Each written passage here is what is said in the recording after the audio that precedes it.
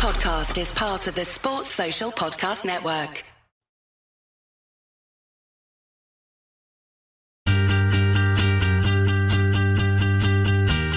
Oh, it's a goal. Who got the assist? Who got the assist?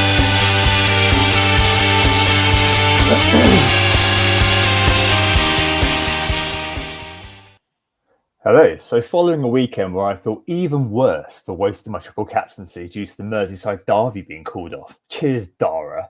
We're here and we're ready to take a bit of a breather from the rat-a-tat of game week previews with a little more space between now and the next deadline.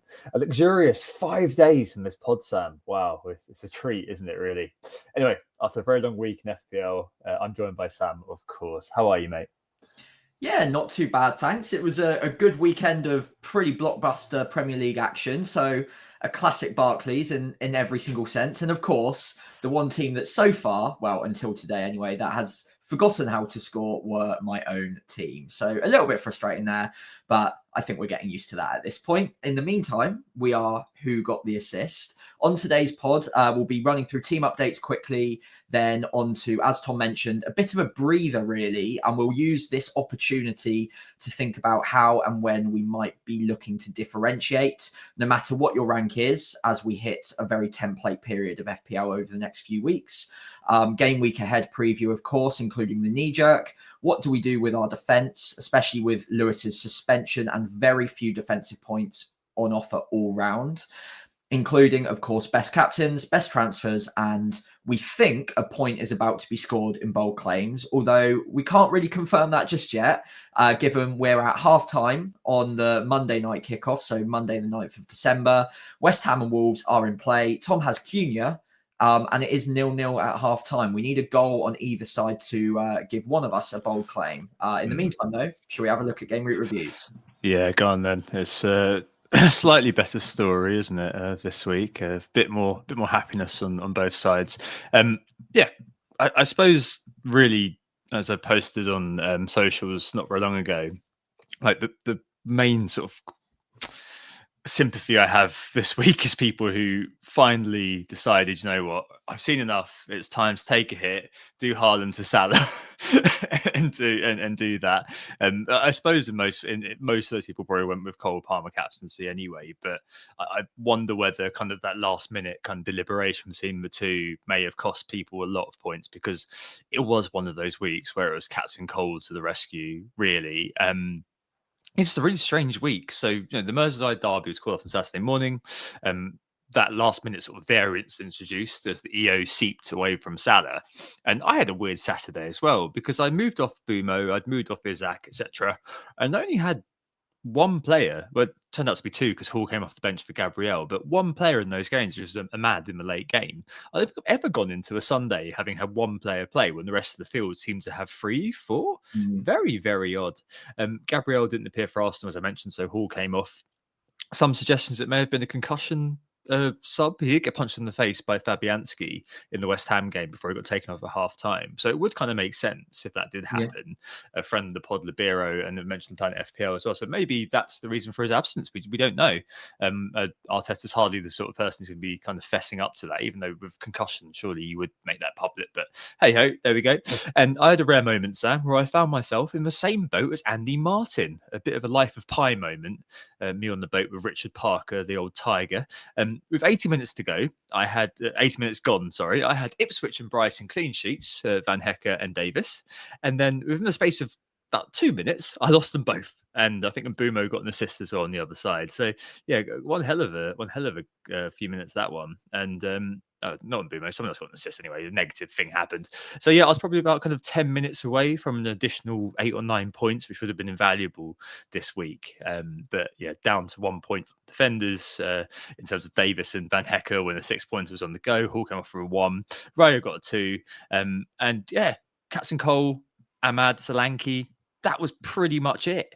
Got a Kneejerk who's just been yellow carded, which is fantastic. Saka bought in at great expense with a huge plan to get there, doing bugger all. And Nicholas Jackson as well, doing bugger all. Went off with a shirt over his head because he played so badly. And he did play really, really badly, I felt.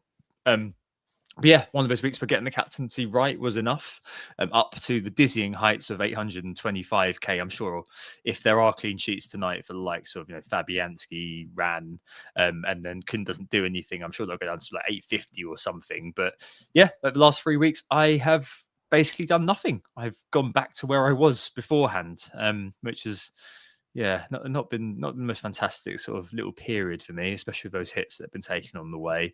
But tough decision for captaincy coming up with the weekend. We'll talk about that in a little bit. What about you? Yeah, quite a similar narrative overall. Obviously switched to Palmer captain when we heard the Liverpool game was off, so I didn't have too many doubts about that. I felt fairly confident that Spurs were going to concede bags of chances, although I was basing that logic on them having a makeshift back four, which actually didn't transpire at all. They put out their strongest 11 basically, and it was only within the match itself that they lost their centre backs. So I was maybe a little bit lucky on the logic there. Otherwise, Solanke up top got the goal early on, which was nice. But until that point, it'd been a game week of pure suffering once again. And that one match really kind of saved me from yet another horrific game week. The only other interesting thing that really happened in my side, different to yours anyway, was Lewis having one of the most busy games I've seen from a defender all season. Goal, yellow card, then red card. Obviously conceded twice as well. Ended up with 4 points. And just so frustrating. And Pedro Porro wasn't much different either. Obviously getting the attack in return, but conceding as many as he did brought him back down to 3 points as well. So very frustrating. Semenyo and Rodgers yet again doing very, very little for me. I think it would have probably been Semenyo on my bench if Salah had played. So didn't really gain anything from that. But rolled the transfer. We'll have 2 going into this week. And overall, I'm fairly happy with the setup of the side. So 63 points up to about 1.2, 1.3 million. Yeah. I think that's kind of hopefully where we've ended up, despite the ranks going nowhere. It's a good team to kind of take yourself forward. The only sort of thing with this, and despite the nature of what I said about Saturday, is it seems like there's a lot of kind of similar scores around looking at mini leagues at the moment, perhaps forced by the move towards Saka, Palmer and Salah we've observed recently. So we thought today we'll take a look at differentiation. We've obviously Haaland in mind as well, coming in for game week 18 or so, as well as considering some edge pieces, which might obviously help us out going forward, because it has been, I don't know, Sam, is it something that you've kind of intuitive as well, that teams do look a bit similar? I suppose it's only natural, isn't it, through the fact of obviously everything going on with FPL review and content creators, etc. Not going to go down that road, but with people moving towards that Salah, Saka, Palmer, it does kind of congest where everything else is. Yeah, absolutely. And actually, for once, I wouldn't actually blame it on the content being generated. I think it's just become pretty obvious recently that Salah, Saka, Palmer just seemed like a very prudent move in our sides. And yes, okay, obviously all of the content out there probably also suggests that that's the way to go. But even logically, I think weeks ahead of it actually happening, we can kind of forecast that those 3 were just putting up the numbers that made it almost impossible to ignore them. Obviously, Saka's gone off the boil a little bit in the last couple of game weeks, but I still think that those 3 as a combination, especially with the fixtures guiding that narrative as well, has led us down this path where a lot of money is being spent in 3 very specific positions in the majority of our sides. And then it does mean that you've got pretty small margin for wiggle room in any other position. So defensively, you've probably got 1, maybe 2 Arsenal defenders, but after that, it tends to be the cheapies. Your 4th and 5th midfielders on the whole tend to be on the cheaper side. So you're looking at your Semenyos, your Rodgers, your Mitomas in your case as well. A few of us holding on to Mbamo. And then up top, once you've downgraded Haaland, you're looking at maybe one big guy or 1 medium-sized guy and then a couple of little ones. So yeah, I think there are there are places where you can differentiate for sure, as we'll come on to in the pod, but having those three in situ at the moment does limit the amount of flexibility that you've got. Yeah. And it feels like kind of the contestations are within those sort of small areas, aren't they? As you said, so choosing a Matoma, so within teams, yes, choosing a Matoma in my case over João Pedro, which ironically limits my flexibility even more. Or I saw people kind of saying, "Oh, is Anthony Gordon now the answer if I can't get to Isaac?" Or doubling or trebling on an attack. I know a friend of the pod, Kev, and all of his sort of FPL obsessed family went with Enzo this week, for example. So you had teams out there sporting Enzo, Palmer, and Jackson, which is kind of, again, quite an interesting way of doing it. And of course, you've got captaincies, and we'll definitely get on to that in a little bit. But I suppose the big ticket item on the agenda is this much mooted sort of move back to Haaland in a couple of weeks. So if you watch on YouTube, on screen is just from FPL team, really, the fixture run for Arsenal, Chelsea, Liverpool, Man City, which obviously cover the big four, in the carousel of FOMO. And from game week 18 onwards, you can probably leave Haaland for Man United and Aston Villa, given the fact the other three have got decent fixtures attacking wise over the next two. But after that, there's a real question, because City come into a really nice run of fixtures into next year. Everton at home, Leicester away, West Ham at home, Brentford away, and Ipswich away. And what's important about this is that if there is this trend to have Salah, who's now the top owned player, Palmer just behind him, and then Saka, getting in Haaland and captaining Haaland is going to be, I suppose, the main source of gaining unique differential points on the field, which are going to be elevating your rank, especially if you are, like me and Sam, not content with how the season's gone so far. It's going to be a bit of a big call. A game week 18 especially might be one where you might take it on or not bother with it, because as it's which are home for Saka, and Chelsea have got Fulham at home and Liverpool have got Leicester at home. But after that, maybe there's scope to go forward. But it's one of those, Sam, where it does feel like I don't know, we're talking about it a few weeks out, right? It does feel like a bit of a Hail Mary to give yourself a Christmas present of Erling Haaland, because you may give yourself an unwanted, nasty Christmas surprise as well if you're removing one of the other guys. Yeah, I think it's exactly that, Tom. And just looking at the fixtures purely, like on paper, Haaland in seems like it makes logical sense in 18. But then you look at those other three sets of fixtures, and I mean, the worst one there is probably Arsenal's. But you're not getting rid of, well, okay, you might, but I probably wouldn't suggest getting rid of Saka ahead of Ipswich in 18 just to bring in Haaland for an extra 5 million that you need to find as well at that point. So it's not just the one sacrifice. And yeah, the other Chelsea and Liverpool's fixtures are just so good throughout that entire period that it does seem very high risk to be getting rid of either Salah or Palmer during that run. I suppose, obviously, the upside is massive in the sense that Haaland, because of everyone else's fixtures, is probably not going to get the ownership he might deserve in that fixture period. So you might be able to take on one of them tactically and hopefully gain a little bit of a march on the crowd. But yeah, fair warning, as you mentioned, you could easily end up another 20, 30 points down if you get slightly unlucky in the variances and in your favour during that period. So yeah, look, it's tough. And again, the thing that kind of gets maybe washed over a little bit in these conversations is the fact that Haaland, to even get to him, you aren't just sacrificing one of these guys, you're probably sacrificing a bit of money in another position somewhere else in your side. For example, if you are getting rid of Saka, which I would argue at this point in time, maybe game week 19 more than 18 seems to make the most sense of the three to get rid of, just based on the slightly lower goal threat and the slightly worse fixtures, you'd say. But that's a 5 million difference. And then all of a sudden, if you're upgrading, let's say you've got the most expensive other forward that you can have in Ollie Watkins at 9 million, you still need to find 6 million to make that move in one. So where are you finding that extra 1 million from Saka? So it's going to be pretty tough to make that work without almost binning off a midfielder slot for a 4.5. And that's the only way you could do it, in like 2 moves from Saka to Haaland, for instance. And that seems like a lot during this period. Yeah. And we're back to where we were really game week 1, when we did have Salah and Haaland teams or something of that ilk, especially because at the time there were all of those concerns about Palmer, Remember with Nkunku was going to cover Palmer. Yeah, Oh my! could happen any day now. That was such a handy narrative, wasn't it? Because it saved us all loads of money. Like if you look at your team now, and then I mean, I'm sure most people have done it. You have a look at kind of how you have to dilute the overall quality of your team to make Haaland work. Like you're going to end up with, I don't know, if you want to keep Palmer and want to keep Salah without a wild card, it does get quite difficult to do.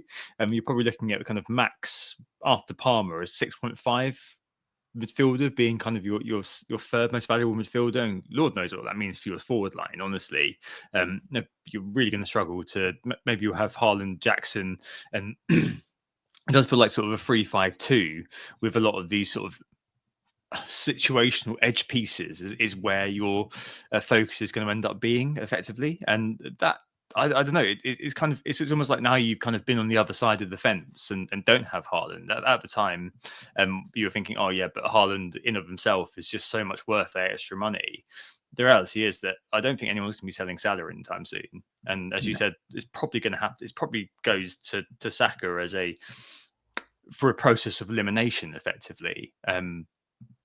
But I don't know. It feels like the differentiation source isn't. It feels like one that, even though our ranks are lowly, and even though there's definitely some kind of allure in going for something like that, I don't know. It kind of feels like you're balancing aggression with what's kind of best for your team or best for your team structure, and it feels like you're kind of hobbling your team almost. Oh, bold claim has come through. Yeah, well done. It sounds like you're it feels like you're kind of purposefully hobbling your team structure in pursuit of differentiation. And I don't know what you think, but for me right now, it does feel like I just want to be making those sort of incremental gains, the ones that you really favour, rather than going for what I consider to be the ultimate aggressive play with Haaland, because I do think loads of other people are going to be looking at their teams thinking, well, I'm not going to be hobbling my team to get back to him, and they'll have all that quality, whereas you won't if you do go there. And you know that because most of us did have Haaland for the majority of kind of the early season. Yeah, I think that's it. Like if you make the decision to go with Haaland now or in the next few weeks, you almost also have to then back the slightly cheaper players to come through for you in that period of time as well. Because look, Haaland's a great player. He'll score points over the next period, I'm sure of it. But will he cover off that extra loss that you'll be trying to cover off elsewhere without having at least one, but potentially even two of Saka, Salah, Palmer? Squeezing in a 3 premium structure that includes Haaland takes a lot of sacrifice elsewhere, and you're probably looking at almost 0 value defenders, so 4.5s across the board. You're probably looking at, like you said, one less deep in terms of midfield or attack, so you're looking at a 7 midfield striker combo rather than 8. And over this period with the congested fixtures, we've already seen rotation in the midweek in game week 14. So these things can bite you. And if you're sacrificing all of those things just to get this one player, absolutely fair enough. But you really do need that player to be getting a couple of returns every single week to even give you a chance of making up that ground, because you're making the other sacrifices elsewhere. And at the end of the day, right now, okay, barring maybe the last week or two for Saka, in which he was one VAR call away from probably an 8-9 pointer anyway this week, they're all of which are returning very well. So are you going to be able to cover that off with Haaland?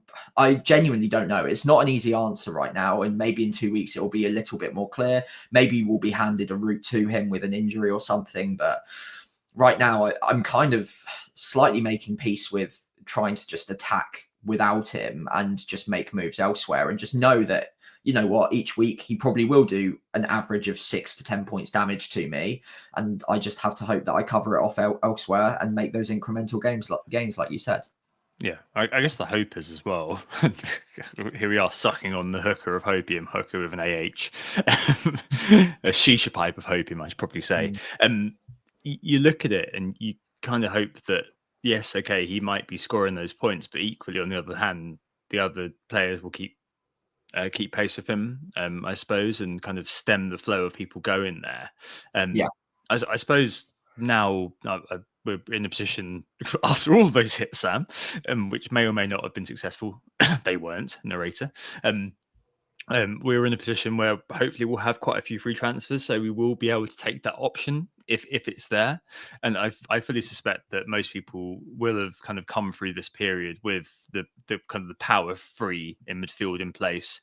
I suspect as well there's going to be a few things. So people like us who fell prey to the Isaac to Jackson thing, which isn't cut and dried yet. Obviously, the first 2 weeks have been an absolute disaster, but the reason Jackson is there is because he's got a really good run of fixture all the way till March. So hopefully, over that time, he'll match, or maybe even kind of Isaac will end up coming in. I mean, there are still, despite the fact that this does seem to be quite a templated period, there are still lots of different paths to take, and the fact that loads of people do seem to be accruing a lot of free transfers now as well does only add to that fascination a little bit. I don't know. I kind of came into this thinking that I'd be a bit warmer potentially after talking it through with you in terms of going to Haaland at some point as an ultimate aggressive play, because it will be one of those things that could make your OR a lot better in terms of where you want it to be. But I mean, looking at the data, for example, at the moment, I mean, Man City is still third for XG. That's good. That's absolutely fine. Haaland's obviously still top for non-pen XG. Palmer's actually now actually beating him out for non-pen XGI, and Salah's not that far behind. It is Saka who's the one that maybe would kind of make, if you were just looking at it on pure raw numbers, you probably would build your team around Palmer, Haaland, and Saka. It's just that quality dilution. Now I'm here without him that I just find so difficult to at the moment countenance going for. So it is potentially just the case, just accepting this may happen. I think maybe game week 18 will be a bit of a litmus test because, as I mentioned, you do have the 4 players all with good fixtures. So maybe you would give that game week a go and then build it from there. You've also got City being a bit of a malaise at the moment. You've also got quite a lot of kind of questions surrounding their squad, the squad's mentality right now. I mean, every team, I suppose, Sam, every year has a bit of a wobble, and this has been quite an extended one for City. If we do see kind of over the next couple of fixtures, United and Villa, a bit of an improvement, I suppose there would be more of an appetite growing to bring the robot back in, though, surely. Yeah, and look, these things are cyclical. At the start of the season, there was no way we were going to go without Haaland. Then, and there was no way we were going to have Palmer, for instance. And then all it takes is one big haul, and all of a sudden everyone's like, "Oh, how do we rip up our teams to get to him? Maybe Haaland isn't essential." And I think at any given point that could reverse, and it just takes a haul or two from Haaland, and it's okay. He's inevitable again. We need to get back to him as soon as physically possible, but I think the key difference here is there are other strikers who are performing. There was a great bit of analysis done on socials a week or two ago that I believe the Above Average boys were working with or retweeted, where strikers this season more than ever before, they basically get the lion's share of their bonus points from their first goal rather than their second, making the big hauls slightly less powerful. Obviously, Haaland is one that would be create the big hauls more often than not. But if you can then therefore get an Isaac or a Jackson, someone like that every time they score a goal, you're looking at a 9-pointer, then Haaland truly does need to get 2 returns a game week to really make the difference there. And again, like you say, with the midfield as well in there, it is just a lot to be taking on. So look, at any given moment, he could easily haul against Man United. We've seen him do it before. Against Villa, not a problem. They've been in pretty poor form themselves. And then all of a sudden, we're all trying to rip our teams up to get to him. But I think FPL at this point in the season does need to be a little bit about patience and also conviction in what you believe to be the case. Do you believe City are going to get back to their might and they're going to be a well-oiled machine over this period? Or do you think they're going to continue to maybe struggle in certain games and maybe he doesn't necessarily provide good value for money when you've got the other 3 premiums who are all getting great data, great minutes, and obviously on penalties, all of the good stuff that you like? Is one player worth the sacrifice of maybe 2 others? I don't know. And personally for me, no, not at the moment, but you know what? We're human beings, unlike the robot himself. And if he gets a hat trick in the next couple of games, then we'll probably be sat here thinking, how do we get Haaland in at the expense of pretty much anyone? Yeah, yeah. There's certainly with any player a threshold for when everyone starts sort of falling over each other to bring the player in the rush to the stampede to get his signature, as it were. I suspect with Haaland, the all of the latest period would be swiftly forgotten if that did happen and there were back-to-back hat tricks. Suddenly it'd all be forgotten. But, he's back in form. Bye. And I feel like maybe his fuse is smaller than anyone else's. Like, it took us a little while to kind of go, right, okay, probably need Salah over Haaland. Most of Haaland, I do kind of feel like, despite all the caveats that we've sort of talked through, that there would be sort of a movement of ownership number towards the robot pretty quickly. So if that isn't the way you're going to do it, what routes are open to you differentiating? So we've already I touched on it a minute ago, and you mentioned it too, with like some Matoma or João Pedro differentiating within teams. That could be one route, couldn't it, potentially? So, taking a chance on the Enzo thing that Kevin and his family have done, or something along those lines. I mean, that was why I was looking at Matoma. That's why I've got Matoma. That's why I was looking at before I stupidly now, but hopefully not in a few weeks, opposite for Jackson, I was looking at Evan Nilsson, for example, because in my knowledge, a lot of people had Semenyo. Is it spotting those opportunities to potentially differentiate with, I guess, a low risk edge piece? Yeah, I'm glad you qualified it at the end there as well, because differentiation at this part of the season is like, it's got so much risk built within it because there are so many matches. Rotation just happens when you least expect it. We've already seen it in the last week as well. So feel free to differentiate. Obviously, it can pay off, and you've already done it with Matoma to good effect. Some people went with Evan Nilsson rather than Semenyo. That's also obviously paying off pretty nicely already.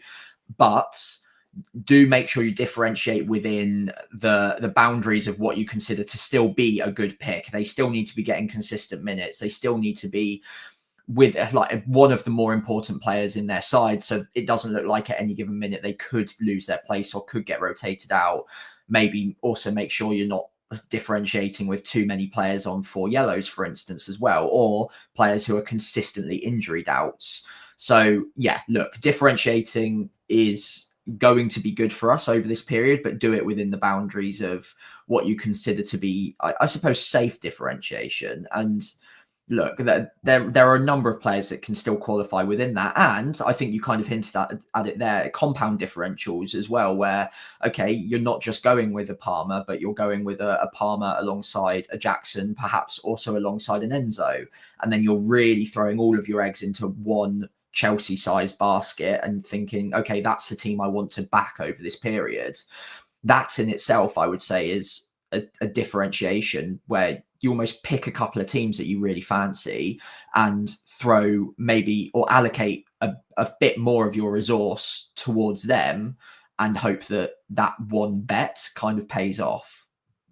I think the one that I'd really throw in there would be Newcastle with Gordon and Isaac, just because I think the next up until kind of 21, so Leicester and Ipswich back to back are obviously great fixtures. That's very much hiding behind the sofa level for both of us, unless you've got plans to bring in Isaac. We'll get on to that later. Villa at home, who haven't exactly been the obviously got a clean sheet against Southampton, but I mean, yeah, that doesn't really prove very much, unfortunately, for you, Sam. But yeah, Villa at home, United away, Tottenham away, Wolves at home. Like, none of those fixtures concern me from an attacking point of view, and that might be a good place to have those sort of compound differentials. I mean, Wolves have got a good next 3, but I mean, that's kind of by the by. Bournemouth as well, West Ham, Man United, Crystal Palace, Fulham, Everton, up until game week 20. I mean, that might strike me as a place to go, although I know there's a lot of kind of unrest about Semenyo now, for example. So again, I don't know, it kind of feels oddly like it's kind of Chelsea or Newcastle, maybe Liverpool. But other than that, we're kind of a bit bereft of options, because it is one of those seasons that it doesn't seem like there's kind of one team apart from kind of Chelsea right now normally we do tend to have kind of a couple of teams who dip into a really good fixture run kind of together, and it kind of feels like there's not really much of those. I do want to touch on Liverpool though, just because I wonder if the lack of we start a lot of us started the season with Jota, and you've got uncertainty up front with Diaz and Nunez, and Gakpo, and then you've got a good example with a player like Diaz, who I just kind of inadvertently mentioned earlier than I wanted to. You've got a player like Diaz, who in most seasons you would be kind of trusting to be a part of your team. It kind of feels like we're kind of shorn of options to go double in the midfield. So maybe there are kind of options in defence. So naturally, I'm thinking Trent. I mean, any opportunity to is there any opportunity in going back to a Trent? Now we've kind of all gone through the motions of getting him out to facilitate Saka back in. Is there a way kind of back there to figure that one out? Because it might be that he, especially with all the injuries alongside Salah, could be that attacking option to give you that compound within what is manifestly the best team in the league at the moment. Yeah, agreed. And also with obviously injuries in and around that position for Liverpool, he looks like he should be pretty locked down without losing too many minutes over this period. So like I mentioned earlier on, you're looking for a player that you can be fairly certain gets the minutes as long as he stays fit, of course. And the fixtures are great, some great home games in there. Their defensive data is great as well. So with someone like Trent, okay, you're paying the price for that attacking upside, but you really need the bread and butter of clean sheets at regular intervals to make him worthwhile. And the only reason he stayed fairly worthwhile over the first few game weeks was because Liverpool were keeping clean sheets, because as good as he is going forward, with a defender, no matter how good he is in going forward himself, you're still looking at an attacking return 1 in every 3 weeks, kind of as a push, at a push even. So with Trent, look, he's great going forward. He will be good value for money if the clean sheets are there as well. And over this next period, as we mentioned with Salah, I can definitely see Liverpool having a bit of fun and probably getting the odd clean sheet there as well. So yeah, look, he's still good price for what he does provide. And I think I probably wouldn't be downgrading too many of my midfielders for him, but I could see a way that I get rid of or downgrade maybe a second striker, for instance, to free up the money and upgrade one of my lesser defenders to a Trent, because right now, very few other defenders are really doing anything for me. Yeah, I mean, I don't mind him or a Van Dijk. Both of them are kind of on the list for me going forward. They're kind of nearest the top for bonus generation. Trent's obviously played a few less games, so I think per match he'd be a bit higher. So either of them kind of may work as the way forward, I suppose. Just as a different, basically, we're just kind of fishing for differentials now, aren't we? Effectively. But I don't know. I'm struck by something you said earlier on about just letting it almost letting it happen, as it were, this sort of periods, just getting those incremental games. I mean, is it a case that maybe we are thinking too much about this, and maybe we should just accept that this is going to be a period of heavy templation, and maybe just kind of moving the way the wind is blowing could just be the best course of action for a little while until things open up again? Maybe kind of precipitated by Haaland getting back in quote unquote form or something like that. Yeah, I mean, look, that was the way I've been trying to gear up for over the last couple of weeks. Obviously, taking a couple of hits to get there in the process hasn't been ideal, but I've got now to a point where I've got that 3 premium midfield in place. I'm fairly happy with, I would say 7 or 8 of my starters week on week now, especially with their fixtures over the next run.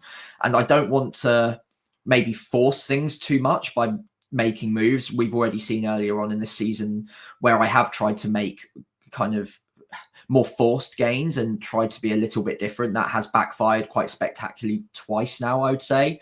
And maybe just rolling the transfers at the moment is more powerful for me. And there will come a period where having 3 or 4 transfers in the bank, maybe a pretty obvious move presents itself to me, or a pretty obvious restructuring.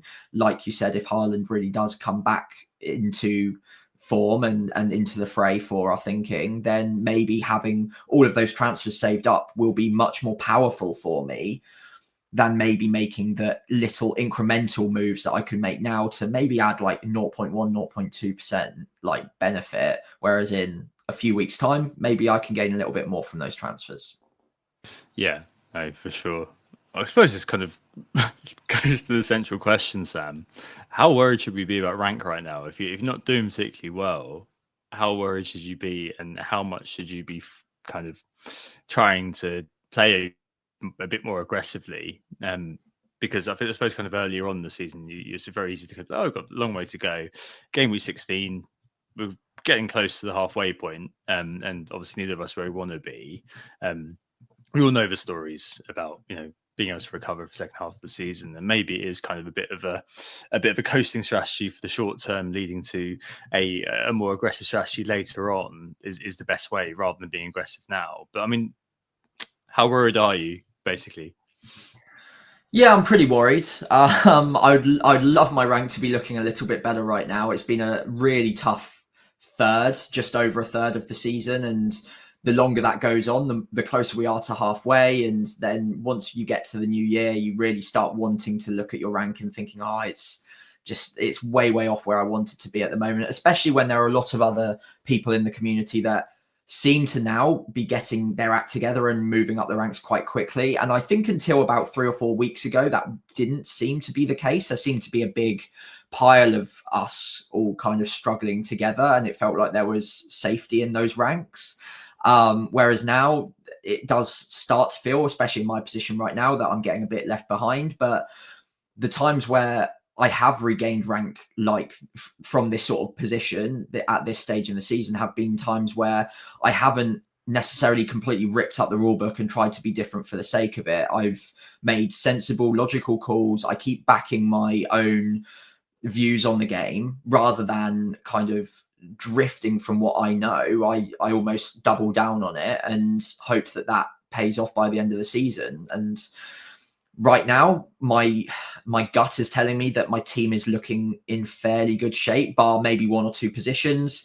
But I don't want to just be ripping apart my side, knowing that even in the last couple of weeks, I've made 1 or 2 moves, and even those have been for players that have done really well since I got rid of them. So maybe there is just a little bit of wisdom, I suppose, in holding firm, knowing that the decisions you made in the last few weeks have been for good reason, and that hopefully, you need to give them a little while to pay off. But hopefully, if you do give them that amount of time, then they will start to pay dividends for you.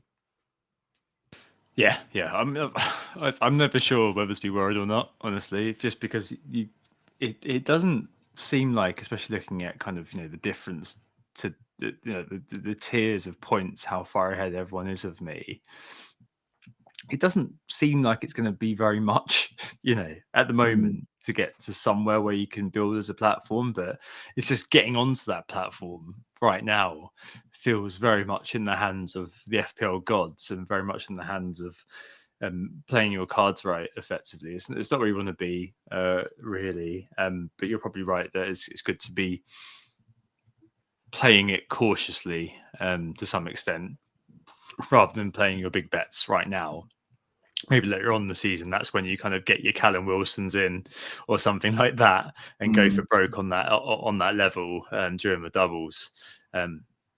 Sorry, I just can't stop thinking about the fact that there's going to be a double game week and I've played my triple captain. It's just, what's that mystery chip going to be, Sam? Is it going to be get your triple captain back?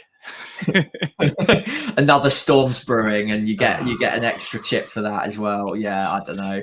They really need to tell us soon, though, just as a bit of a tangent. We're in mid-December now. They said they were going to tell us before the new year, so you'd expect an announcement soon, right? January 2025, apparently. Then it becomes active.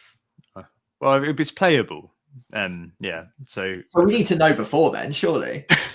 You would think. I mean, do they know what it's going to be? I don't know. A nice Christmas present for everybody. Maybe that's the plan. Actually, maybe double your points for the season or something along those lines. Half your rank automatically. Yes, please. When do you want to double those points, though? Do you want to half your rank on game week 38, or do you want to half your rank on halfway through the season? That's a good question. Yeah. Yeah.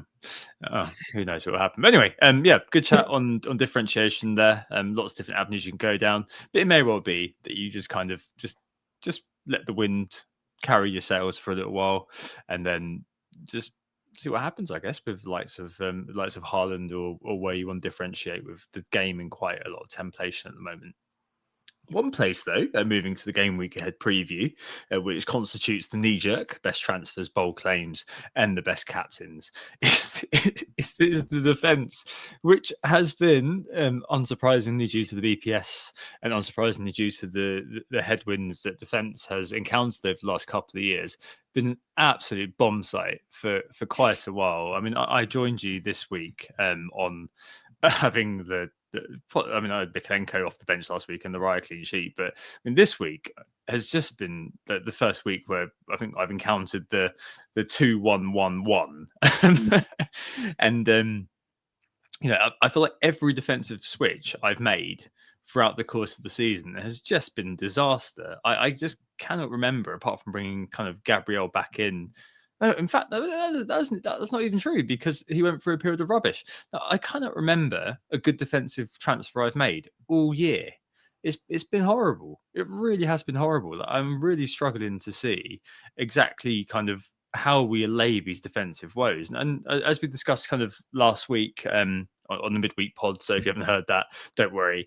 But we touched on it last week with a couple of questions. That obviously defense is now bottom of the hierarchy of kind of priority transfers. It just feels so horrific. Like, apart from honourable exceptions being Trent and Van Dijk, if you want to make a kind of flight to quality, or you haven't got a double Arsenal defence, and which probably is a kind of a solid idea to get into. Other than that, I look at it. So this week, review is telling me, yeah, okay, sell Davis for Colwill, which is fine. The thing is that Brentford don't seem to do not scoring goals. Yeah. But I look around and think, well, okay, well, I've got Hall against Leicester. Okay, he's going to concede. Gabriel versus Everton, he might not. That's probably okay. I'm happy with him as the premium. If he's back. If he's back, yeah. And I've got bloody Van Heck, who I bought in as like a 90-minute man. Fair, he's getting 90 minutes, but other than that, they can't seem to concede either. Leif Davis, like, sold like a polished turd, I suppose. No, really good attacking numbers, fantastic, but hasn't done anything for me, and I benched him for his goal. But other than that, you look at it and think, well, all right, I'm all my planning really, Sam, when I look at it on FPL.team, does seem to be just all about that front eight, because I just don't really see the point at the moment of thinking about defenders, other than if I'm trying to engineer a route to get a Van Dijk or a Trent in. That seems to be the only thing I really want to do. Maybe a Colwill or something, just banking on those good fixtures that we discussed, enlisting some clean sheets for Chelsea on the balance of probability. But it's rubbish, isn't it? Really, really bad this year, as it was last year. Yeah, I mean, last year you would be forgiven for thinking that maybe it was just a kind of one-off, that the goal tally for the season was really high. Defensive duties seemed to be kind of put to one side on the majority, and we had a lot of really aggressive attacking managers in the league. But if anything, this season is that plus an extra 3 that have been promoted and all just seem to be very happy to just go all guns blazing, or in Southampton's case, just let in a load of goals through almost no will of the opponent. It's just all on us.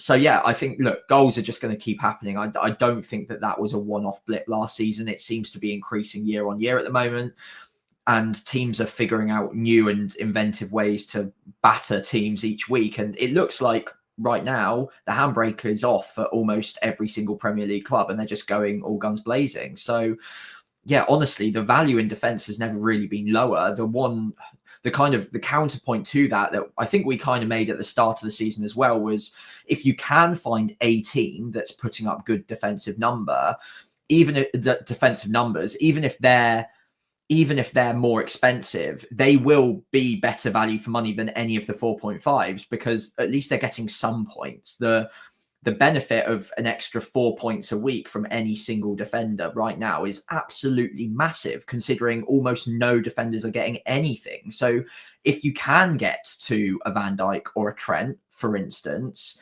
then immediately you're getting a 4 or 5 net gain from that move every single week, it seems, at the moment. And okay, similarly with Arsenal, you'd think that they come good over this period. Gabriel owners have been unlucky, I would say, but on the whole, you'd probably say that they're a good investment. But outside of that, honestly, I'm looking around because I've got Lewis and probably do need to get rid of him any minute now. Don't need to start him this week, so I could just hold on to him. But like you said, could I go for a Brighton boy? Well, no, they're conceding every week. Chelsea are the same. Even if they look good going forward, they are conceding every single week at the moment. Not got any confidence in Aston Villa. Munoz maybe at Crystal Palace just for a bit of attacking upside, but again, like not really inspiring me. There just honestly isn't really anyone I like the look of. Kirkes possibly. I mean, it's really slim pickings at the moment, and honestly, I would be massively prioritizing moves in your front eight, other than if you can get to a Trent or a Van Dijk right now, because that's the only upside that you can get from transfers in your defense right now. And even then, like I look at that, right, going with a Van Dijk or a Trent, good differential, good like compound differential, buying into Liverpool. Van Dijk more of a kind of buying into the defensive numbers, which are obviously good. Best non XGC this year, and for Trent and for you be buying into kind of the attacking data. I think they're 4th overall, just about for XG, if I remember correctly. But then the other side of that is that you're taking money out of the front kind of 8, because if there are loads of goals being scored, surely you want a piece of all of those goals being scored. And so that's where your money should be, logically. I mean, I spoke about this last year on Talisman Theory, that maybe this is symptomatic of the fact that you've got kind of the best crop of managers the Premier League has ever seen, linked to possibly there being the best crop of players we've kind of probably ever seen in terms of net quality, right? And that possibly means that we are back in the days of kind of 2013, 2014, just screw a defense, who cares? Like they're just there as a 1-point merchant every now and again. Like maybe you mentioned Kirkes, so we've got Hall, for example, whose attacking numbers, as I referenced a few weeks back, aren't exactly amazing. It's just one game where he did get a decent XA. I mean, maybe it is the case that you kind of just populate your defense with, you've got Gabriel as kind of a goal threat, but the rest of them are kind of, your Kirkeses, your Estepinians, and okay, he's a little bit expensive, you know what I mean? Your Robinsons at Fulham, who I do have an eye on in a couple of weeks. Those sorts of players who could feasibly get something at some point in terms of attacking returns. But other than that, screw it. Like, it's just not worth it. Like, I genuinely wouldn't be surprised if I'm sat here in a few weeks with the same 5, just being like, well, okay, Hall and Van Heck or Davis or even bloody Mikalenko. Yeah, I mean, he got 1 point this week, got 0 points this week, but the other 9 are what I really care about. Yeah, it kind of feels like we're in that kind of era where, you've got these guys just because you've got to play them. You've got to play, and it's just kind of, you just mix and match them based on the fixtures. Like I've never been a rotation person, because I don't think we've ever had. Remember the first few years of WTA, big at the back and all this sort of thing. You had players that you were kind of more than fine with just leaving there, and we had kind of Trent, Robbo as the double up, plus another, like a Cancelo or something. Whereas now you look at it and think, well, screw it. I'll have Gabriel, I'll have Raya. I've spent all the money there.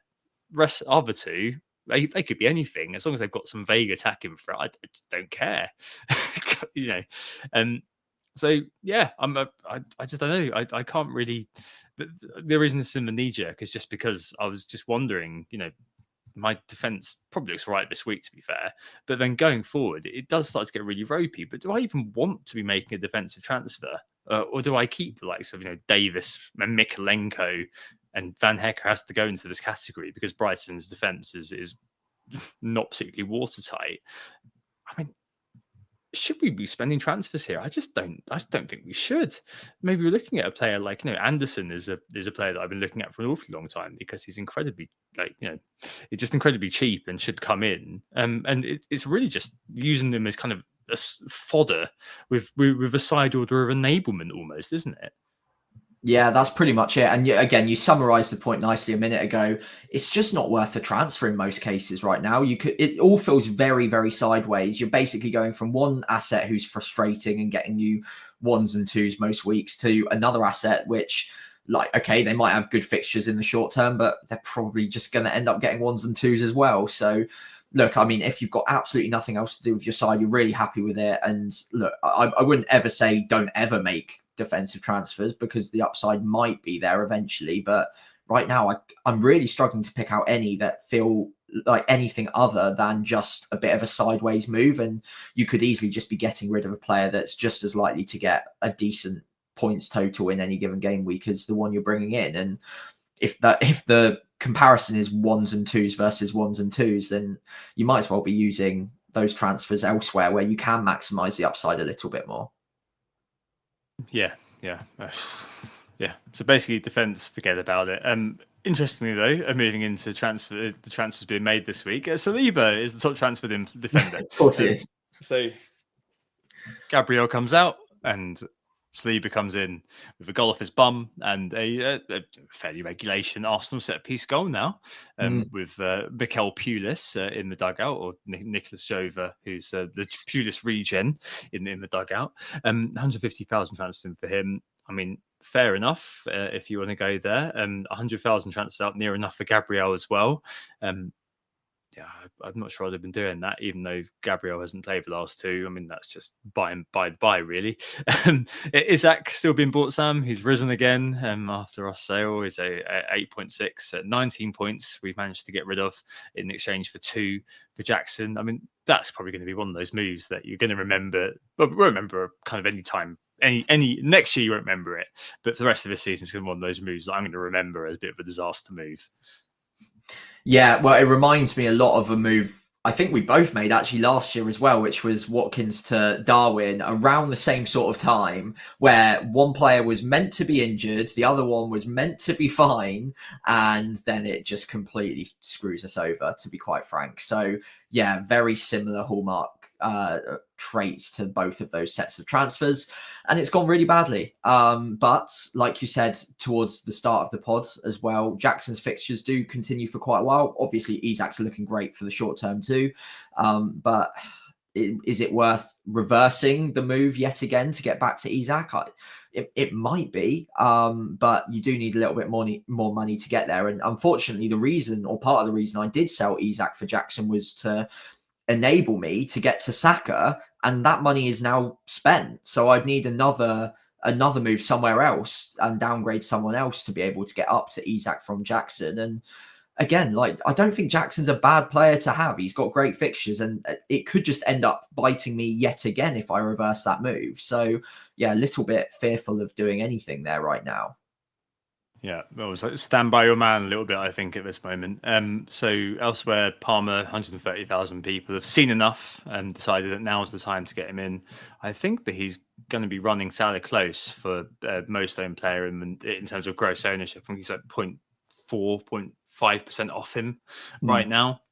And be really interesting to figure out exactly where that goes in terms of effective ownership, etc. next week. Enzo being brought in, meteoric rise for Enzo, was an consideration set for me when I eventually bought Ahmad. So I have missed out on a couple of points from him. But at the end of the day, I did kind of think, well, maybe I would want the Chelsea triple up at some point and involving a defender. Obviously, it would be nice to have the points on the board, but hey, there we go. And the 100,000 people have bought in Salah too. On the flip, you've still got Haaland being sold, over 100,000 sales for Haaland. People have seen enough decided to buy Isaac, I guess.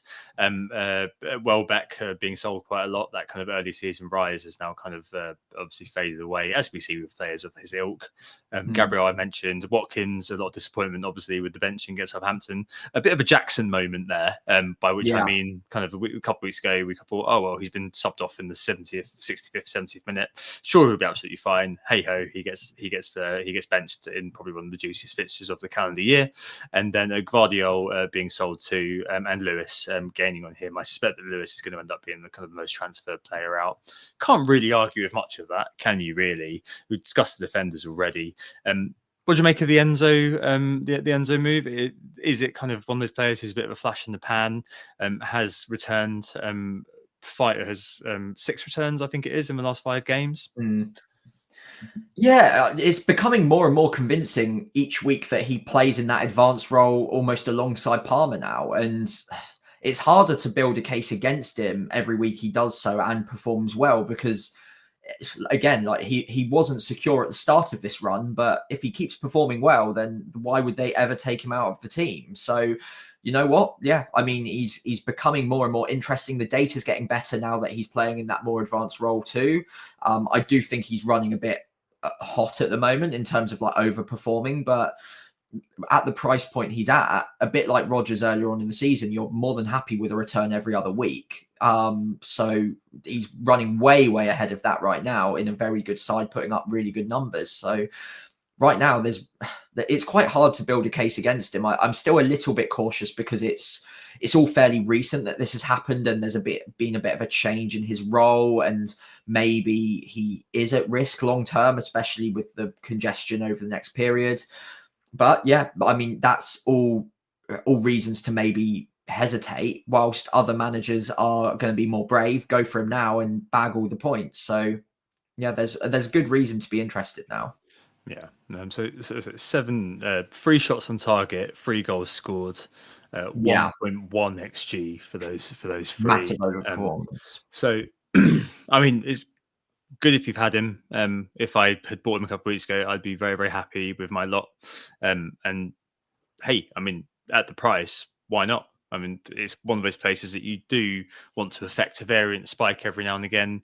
And yeah, I can completely understand why people are going there, especially if that is kind of the route to then, I don't know, if you still haven't got Palmer, by Palmer, or if that's the route to maybe kind of steam in elsewhere. I mean, it makes a lot of sense to me. I'm not sure I'd be kind of rushing there right now. I don't know if he's going to be anything more than a viable sort of 8th attacker, but even something from like taking Rodgers down to him, if you need that kind of extra bit of money to get from, I don't know where you want to get from, but if you want to get an Isaac in, makes a lot of sense to me. So yeah, one of those which you do see every now and again. Okay, cool. What's next? Oh, it's bold claims. Lovely. So yeah, we've had one come in this week. It wasn't mine. So just an update. I did say Salah would blank, so technically correct. Point to me, yeah, Tom. No, don't worry, we won't do that. I gave a very last minute secondary bold claim to Tom privately over WhatsApp on the day. Since Salah wasn't going to get his game, I went for a very bold claim of Saints to win to 0. Got to back your boys. Didn't happen. Obviously, lost 1-0. So no point for me. But Tom, you're on the board. Yes. I had max 2 clean sheets as my bold claim. So I got 3. It's 3-2 now. I kind of went with that because I thought that all teams would be like knackered, absolutely screwed. And I'd obviously wanted this not to happen because I really wanted my clean sheets from Ipswich and from Brighton. But hey ho. That's the point of the happiness hedge, I guess, which is what these bold claims have become a little bit this season, just because there's no happiness. And betting against ourselves does tend to be a good way forward. Bear that in mind as well if you're kind of listening to the pods for FPL input. Just do the opposite of what we say, and you'll probably do very, very well. This week, I'm predicting Man City to continue their struggles against teams with pacey breakers from deep, and Rashford Hall against Man City would be a very bold claim. So that's what I'm going with. I think we'll count a Hall as 10 points plus, right, Tom? Yeah, always 10 plus. 10 plus. So yeah, it would have to be 2 returns for Rashford, I believe, or I guess a goal, 2 appearance points and 3 bonus would do it. So yeah, I mean, a whole just one goal tends to be is more than enough. Yeah, so not fingers crossed. I don't really care either way who wins that game. But yeah, in terms of bold claims, I could see Rashford. He seems to have a pretty good time of against Man City from time to time. So yeah, got him hauling against City. Nice one. So this is kind of linking into what we were just about to talk about. Salah and Palmer get perfectly matched scores. So very, very bold, because obviously loads of things need to happen for that to occur. It always, in my observation, whenever there is a 50-50, things go one of two ways. One goes off and the other blanks, or it's an irrelevant conversation. All that worry, all that anxiety, just you shouldn't have bothered, because both players score exactly the same. So yeah, Salah and Palmer match scores. I was thinking, oh yeah, within kind of margin of error 2 or 3, but that's not the spirit of bold claims. The spirit of bold claims is exactitude. So Tom says Salah and Palmer get exactly the same score, which is likely to be a 2. Let's face it. But could well be 13. Fine, whatever. So yeah. I'll be very interested to see if that one does actually occur. I bet it does, and I bet the one I don't go with goes there.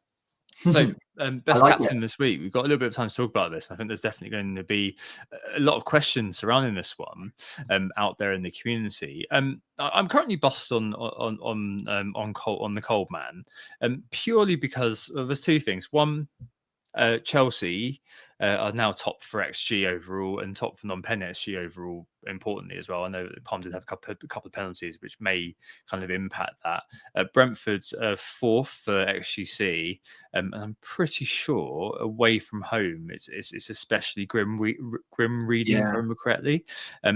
So I just don't know. It's one of those where you look at it and you think, right, okay, if you had the same player with both of those games on the table, Fulham, who are a bit more obstinate, I guess slightly better, a team that you wouldn't be expecting to get absolutely steamrolled, versus Brentford, who do seem to be kind of very leaky as well as scoring goals, which again links into why I'm probably not going to be buying Colwell this week.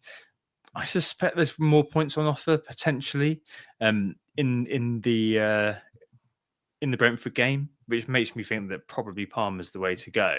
I could be persuaded to go back to Salah, because I know that that's probably where the EO is going to go. But I think after the really good outcome this week, I don't think it's going to be as cut and dried as it otherwise was. I suspect they're going to be quite evenly matched. Yeah. A lot of people see an 18-pointer that's just come in and think, well, okay, he's got a home game, he might be worth sticking with. But I suspect, a lot of the EO for Palmer has kind of come from Mo Salah also captaincies, which I think may stay there. So it may be that I'm playing with 10 men effectively this week, notwithstanding my Hall and Van Hecker. So maybe playing with 8 men effectively this week, because those 2 are utter rubbish. What do you think on this one? Because there's an awful lot of kind of intrigue about this.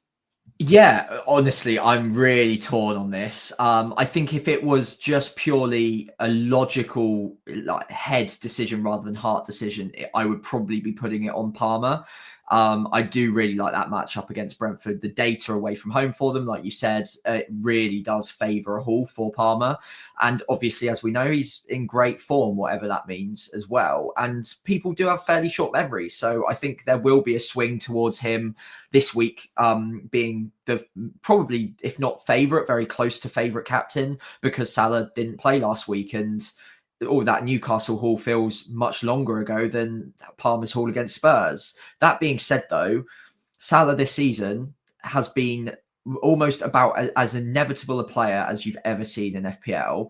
He's passed 150 points already. In any fixture, he is just consistently hauled. I think he only blanked twice, and I think he's only failed to get double-digit hauls in 4 games so far. I think that's right. Which just goes to show how consistent he is.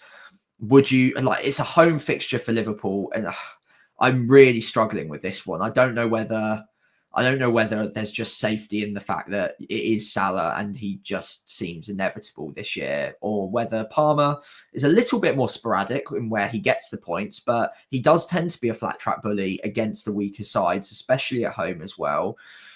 Yeah, It's a tough one. I think I'm bust on Salah at the moment, but I could easily be persuaded to go back to Palmer. They both had a similar number of penalties. Yeah. 4 for Salah, 3 for Palmer. Their XG is within 0.3 of each other. Non-pen XG within 0.4 of each other. Palmer's got slightly more XA. Basically, all of that kind of means that Palmer is 1 point clear of the non-pen SGI. In terms of non-pen SGI per 90, it's 0.93 for Palmer, 0.91 for Salah. Brentford have got a less good defence. Yeah. Therefore, it makes me think that, and part of Salah plays midweek as well, which may sort of influence things, of course.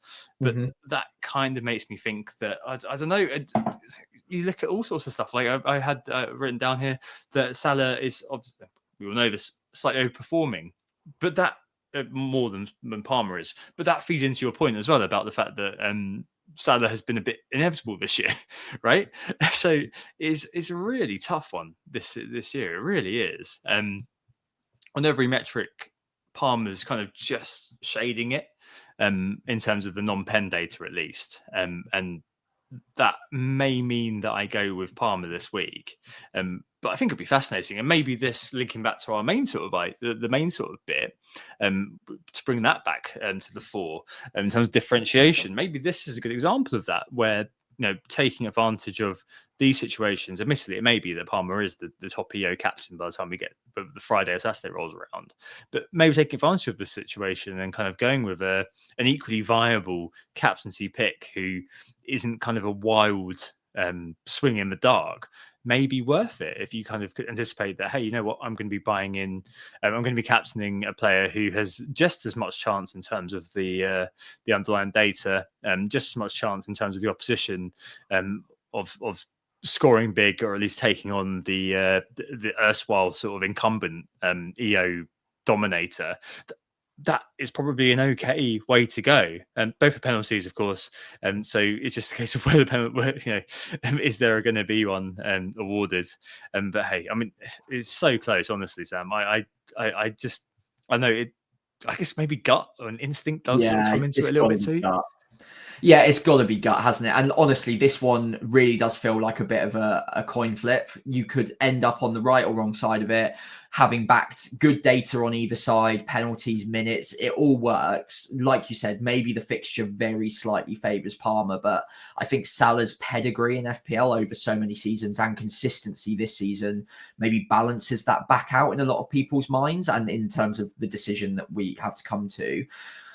Yeah, I genuinely think that this is going to be a decision that 50% of people are going to end up on both sides, and one half is going to end up pretty annoyed because the outcome didn't go their way.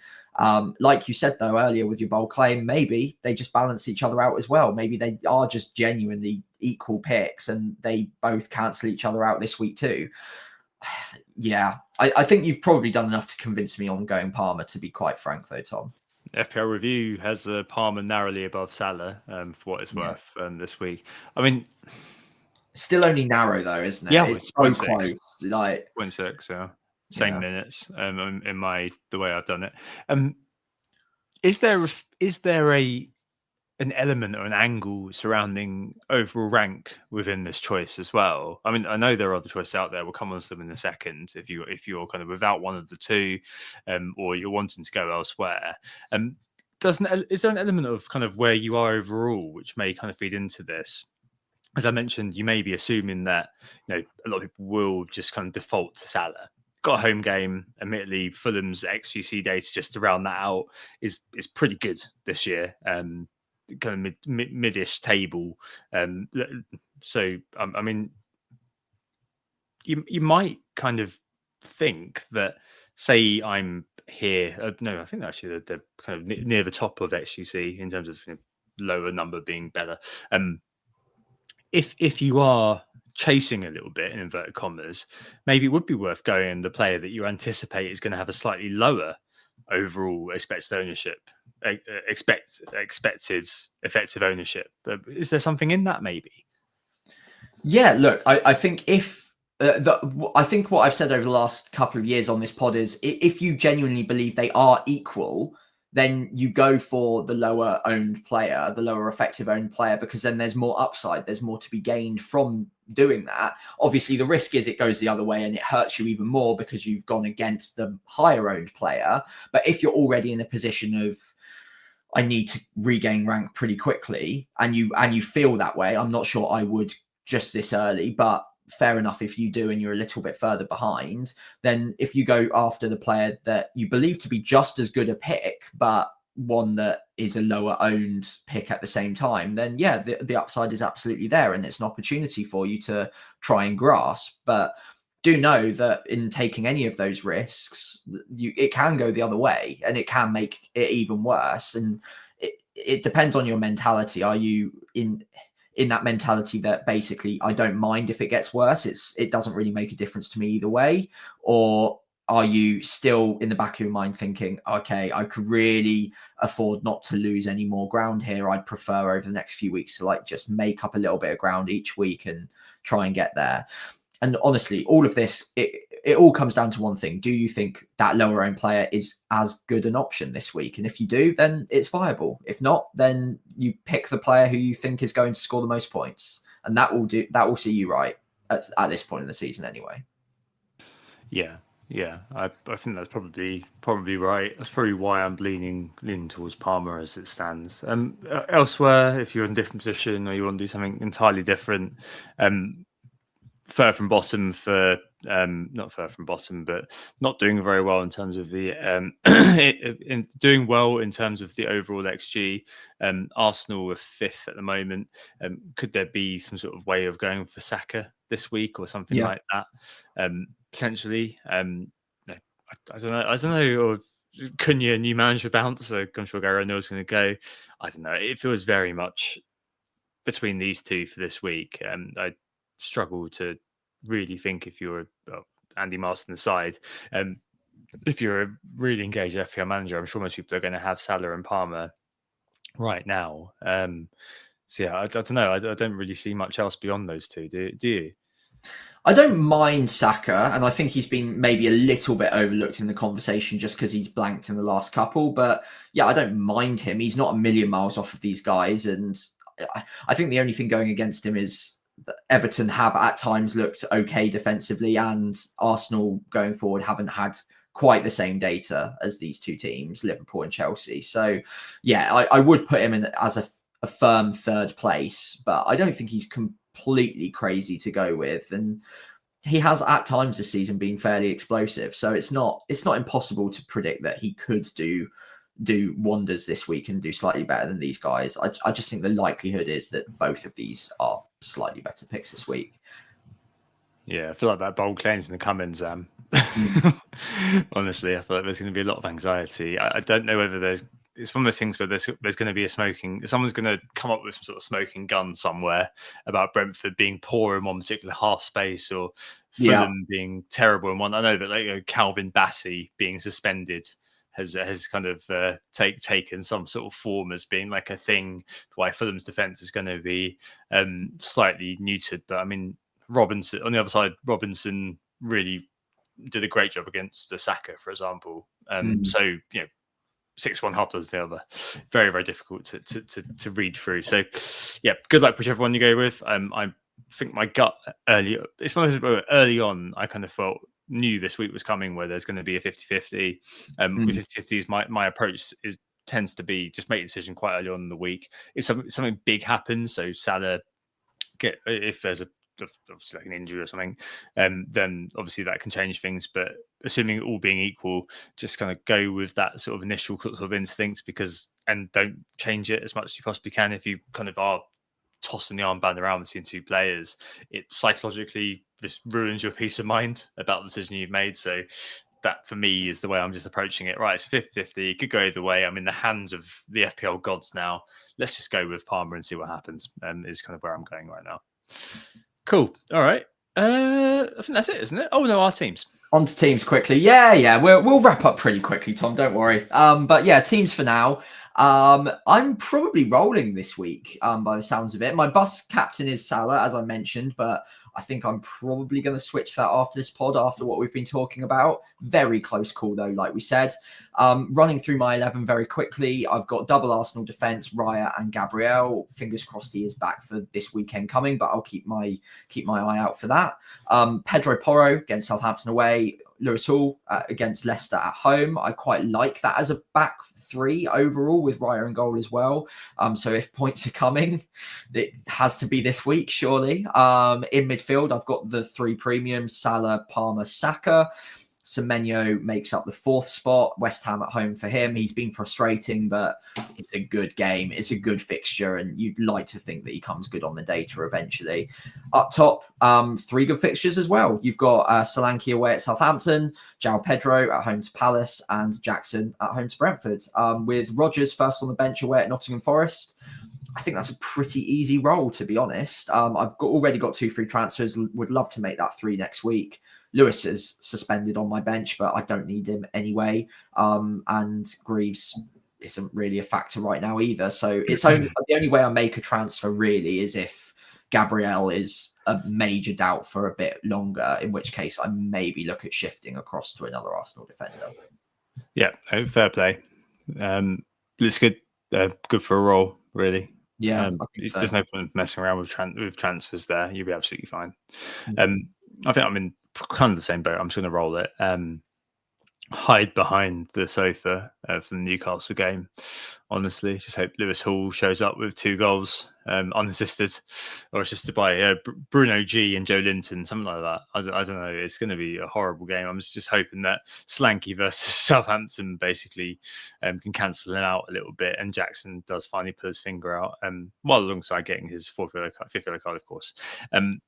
Yeah, I mean, it's all looking quite rosy. It does look like James said in his pod, a bit of a free hit team. So, I mean, let's just see what happens. O'Neill will probably be gone this week. So, new manager bounce for Kneejerk against Ipswich. That sounds great. And I don't know. I want to just kind of roll my transfers now for a little bit and just kind of stem the bleeding, because there has been a lot of self-inflicted bleeding over the course of the last little while. So, captaincy decision, I think at the moment, I just feel like I'm just kind of fairly happy with going with Palmer on the justification I've just given. I think it's one of those where, as I said earlier on, I've kind of just closed the door on that for the moment. But it's not completely closed. It's kind of mostly closed. Just because that's the way I like to do things. Elsewhere, hoping that Gabriel does come back, because I've got a Davis against Wolves, which probably won't be the worst fixture or whatever, or and Nikolenko third bench against Arsenal.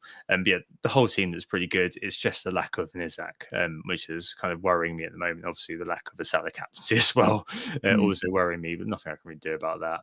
And after this, with Solanke, after him having the Southampton game, he does become obviously really vulnerable to a move on, and that would be maybe the way that I'd be looking at getting a Van Dijk or a Trent.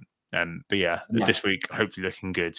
Just a case of hoping that my forwards can compete with Isak somewhere along the line, because that's the big miss for the week. I'm not imagining that people who own Isak but not Jackson are as worried as people like us on the other side of the fence. Yeah, I think if you have Isak, you're sat feeling pretty confident going into game week 16. But I do like both of our forward lines, and we've been victim or subject to over management, let's say, at times this season. So this feels like a week where they've all got good fixtures across both of our sides. So yeah, maybe just hide behind the sofa during the Newcastle game and hope that our boys do the job. Sigh sums it up pretty nicely. Fingers crossed, though. Well, this year, hasn't it? Next year's our year, Sam. 2025. Yeah, sure. Well, yeah, 2025. It finish off this season on a high. It's all looking up. Yeah. Right. That mystery chip's going to save us. You just wait.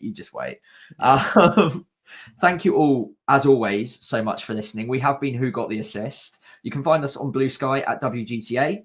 or myself at FPL Pricey. You can find us on Twitter, X, whatever you want to call it, at WGTA_FPL. Again, I'm just FPL Pricey on there. And finally, on Instagram or Threads at WGTA.FPL or FPL Pricey on there as well. If you did enjoy the pod, if you could give us a follow on those social channels, that would be fantastic. But also, if you could give the pod a 5-star rating wherever you're listening to it.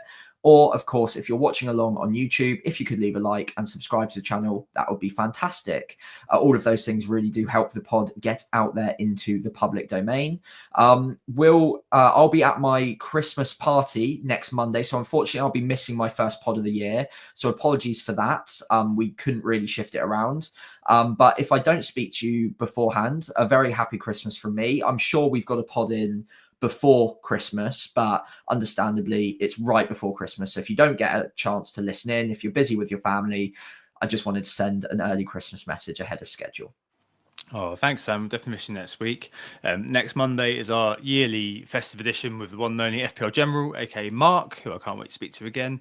Also, in Sam's absence, we'll be joined for a co-host stint by long-term friend of the pod, Alex Ball, who's in London for the weekend. I'm taking advantage of him being in my time zone for once. He's normally in New Zealand, up at 5 a.m. if he wants to do the pod with us, so that should be really good.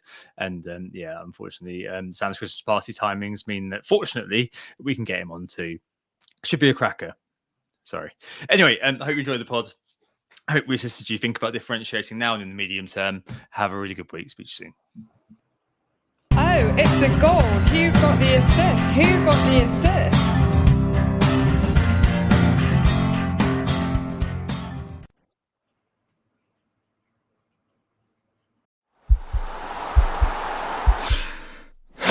This podcast is part of the Sports Social Podcast Network.